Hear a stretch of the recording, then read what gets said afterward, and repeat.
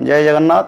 पिछले एपिसोड में हमने आलोचना किए थे जैसे कि जब बड़ा भूकंप होगा पृथ्वी 3 बार कंपेगा, 3 बार कंपलिंग और कंपन आएगा, 3 बार आएगा, 1 बार, 2 बार और तीसरे बार। इसमें सूर्य देवता पश्चिम दिग पर उदय होंगे और पूर्व दिग पर अस्त होंगे।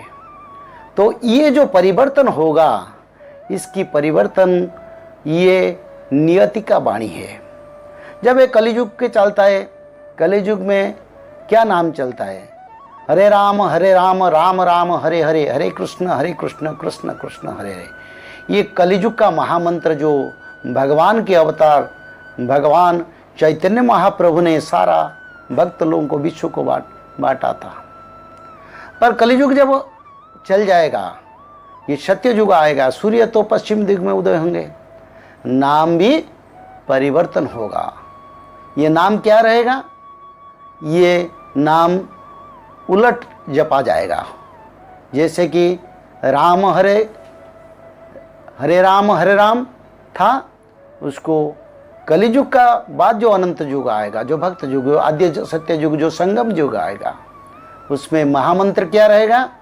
राम हरे कृष्ण हरे, राम हरे कृष्ण हरे, राम हरे कृष्ण हरे, अनंत माधव हरे हरे। तो अनंत यानी प्रभु, अनंत कोटि ब्रह्मांड का प्रभु, और माधव तो कृष्ण जी स्वयं भगवान का नाम। तो ये मिला के ये नाम रहेगा। और राम हरे कृष्ण हरे ये भजन लोग करेंगे, क्योंकि युग परिवर्तन के साथ वाणी और युग का मंत्र भी परिवर्तन होगा। और क्या होगा? जो समुद्र हम दिख रहे हैं, वो सारे समुद्र की पानी मीठा बन जाएगा, क्योंकि ये स्वर्गपुर का जो सुख है, स्वर्गपुर में जिस नदी समुद्र है, वो सब मीठा पानी आता है। तो जब स्वर्गपुर मर्त्य को आएगा, तो स्वर्ग की सारे सुविधाएं, सुख सुविधा मनुष्य के पास रहेगा। किसी को रोग व्याधि नहीं रहेगा, कोई डॉक्टर मेडिकल नहीं रहेगा। और पानी, जो समुद्र की पानी मानव समाज की उपयोग के लिए, कृषि कार्य के लिए भी उपयोग हो सकता है, इसलिए समुद्र की पानी मीठा हो जाएगा। और सूर्य पश्चिम दिग में उदय होंगे। मनुष्य के आचार विचार व्यवहार कर्म ये सब बदल जाएगा। और क्या होगा? और सूर्य का जो रश्मि है, जो प्रखर रश्मि आज सूर्य देवता का हो रहा है, ये प्रखर रश्मि सूर्य देवता का नहीं रहेगा, क्योंकि स्वर्ग में जितना तापमान रहता है, जितना आनंद मिलता है, जो ठंडी मौसम आता है, सारा विश्व में ऐसा मौसम रहेगा। और भगवान की इच्छा से सूर्य देवता का किरण भक्त लोगों के लिए, मानव समाज के लिए आनंददायक होगा, कष्टदायक नहीं होगा। और चंद्र देव का जो किरण है, जो रश्मि है, वो ज़्यादा फैलेगा, ज़्यादा उज्जवल बन जाएगा, ज़्यादा आलोक प्रदान करेंगे चंद्रदेव। क्यों न? जो नया सूर्य, वो नया चंद्र को भगवान खुद स्थापन करेंगे कक्ष पथ पर। और उनको स्थापन करने के बाद सूर्य देवता का किरण, जो आज जो गर्मी हो रहा है, जिसकी वजह से रोग बीमारी और सूखा, बहुत कुछ समाज में परिवर्तन आता है, टर्नाडो होता है, ये बहुत कुछ होता है, पर सूर्य रश्मि शीतल बन जाएगा और मनुष्य समाज को सुख शांति देगा। कोई एयर कंडीशन का ज़रूरत नहीं पड़ेगा, कोई फैन का ज़रूरत नहीं पड़ेगा, क्योंकि उसी हिसाब से प्रकृति और पंचभूत नियंत्रण में रहेंगे। और सत्य के नियंत्रण में मानव समाज को सुखदाता होता है, तो सुखदाता होंगे। और चंद्रदेव का जो रश्मि है, जैसे कि हम दिन में हम सूर्य रश्मि से इधर उधर घूमते हैं, कहीं जा सकते हैं, हमको आलोक का ज़रूरत नहीं पड़ता, लाइट का ज़रूरत नहीं पड़ता है। उसी हिसाब से चंद्रदेव का रश्मि इतना उज्जवल होगा, पर शीतल होगा, पर उज्जवल होगा। तो दिन में जैसे हम काम कार्य करते हैं, रात में भी ऐसे काम कार्य करेंगे। कोई इलेक्ट्रिक लाइट, कोई स्ट्रीट लाइट, कोई लाइट का ज़रूरत नहीं पड़ेगा, क्योंकि वो सत्य युग का प्रभाव है। तो इंसान और मनुष्य समाज के लिए पॉल्यूशन नहीं रहेगा।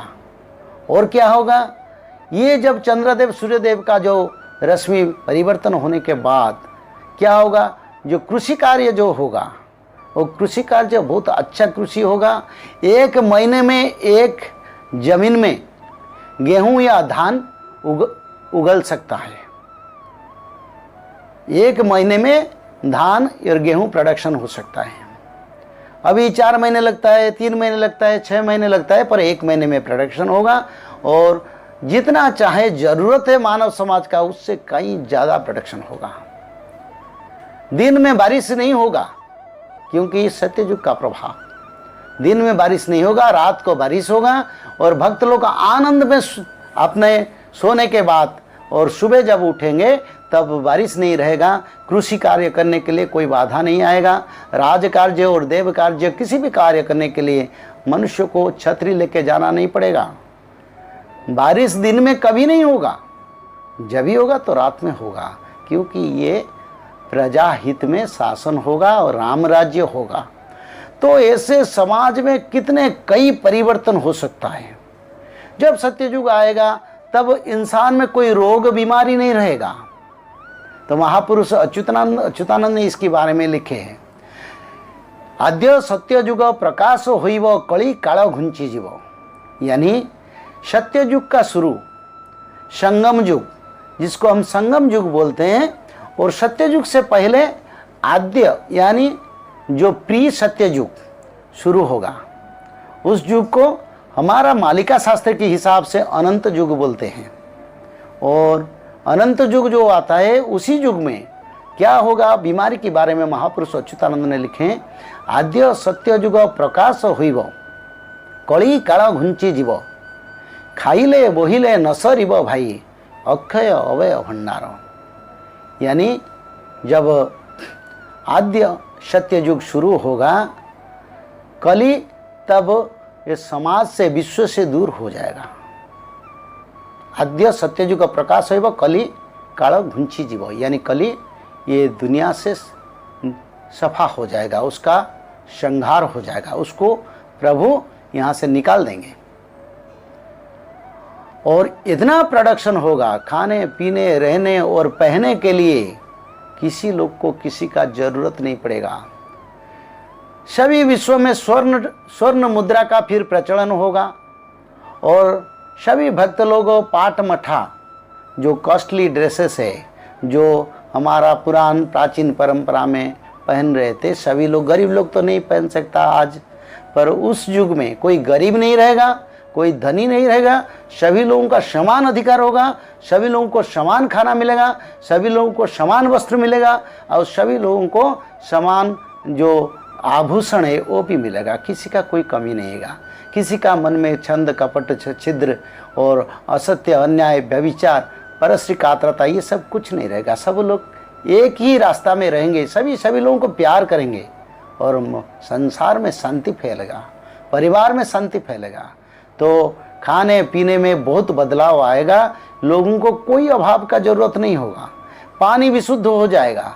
हर गांव में छोटे छोटी नदी बह जाएंगे, जिसका पानी को उपयोग करके इंसान बचेगा।